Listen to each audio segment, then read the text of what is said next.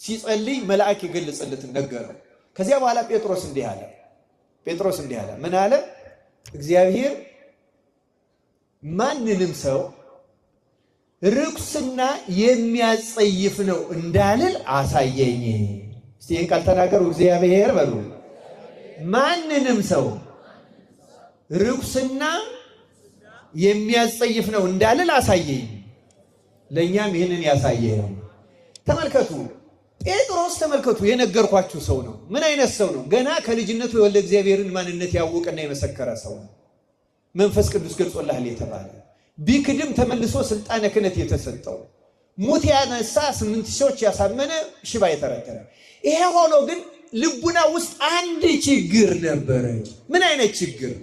አሕዛብን በትውልዳቸው ከእስራኤል ውጭ የሆኑ ሰዎችን እግዚአብሔር ለሐዲስ ኪዳን ለክርስትና ይቀበላቸዋል ብሎ ለመቀበል ገና ልቡናው ዝግጁ አልነበረ። ተመልከቱ መንፈስ ቅዱስ ወርዶበት 72 ቋንቋ ያናገረው በዓለም ሄዶ ዞሮ እንዲያስተምር ነው። አሁን ግን በራሱ ምድር በእስራኤል ያለውን ሮማዊ ሰው እንኳን ለመቀበል ዝግጁ አልነበረም። ስለዚህ አንተ አለው እነዚያን የማይበሉ እንስሳት ያሳየው፣ ርኩሳን የተባሉትን ያሳየው። አሕዛብ እንደዚያ ናቸው ለእስራኤል። ግን ደግሞ ተመልከት እግዚአብሔር ተቀብሏቸዋል። በሐዲስ ኪዳን የሞትኩላቸው ለነሱ ነው። ሥጋዬን የቆረስኩት ደሜን ያፈሰስኩት ለነሱ ነው።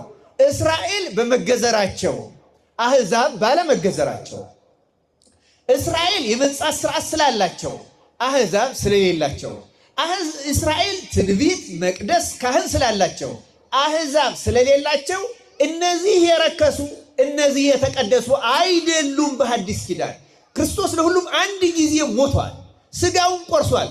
አሁን በክርስቶስ ደም ዓለም ተቀድሷል። አንድም ሰው በእግዚአብሔር ፊት ርኩስ የለም። አታድላ። ወንጌል የሚገባቸው እስራኤል ብቻ ናቸው ብለህ አታስብ። ተቀበላቸው አለና መንፈስ ቅዱስ ገሰጸው፣ አስተማረው። ስለዚህ ነው አንድም ሰው ርኩስና የሚያጸይፍ ነው እንዳልን። ልካ ያ ራእይ ያየው ስለ ቆርኔሌዎስ ኖሯል። ቆርኔሌዎስ ሮማዊ ነው። ቆርኔሌዎስ አሕዛብ ነው። ቆርኔሌዎስ ያልተገዘረ ነው። ቆርኔሌዎስ ሕግና ስርዓት አያውቅም ብዬ ወደ ክርስትና እንዳልቀበለው እንዳልጸየፈው መንፈስ ቅዱስ አሳየኛል። ለእኛም እንዲህ ያለው ምስጢር ይግለጽልን ያሳየን። እዩት፣ የሰው ልብ ማለት እንደዚህ ያለ ደካማ ነው።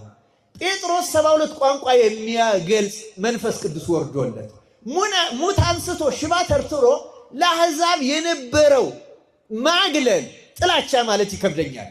ጥላቻም አልነበረው፣ ግን በተለየ ርቀት ያያቸው ነበር።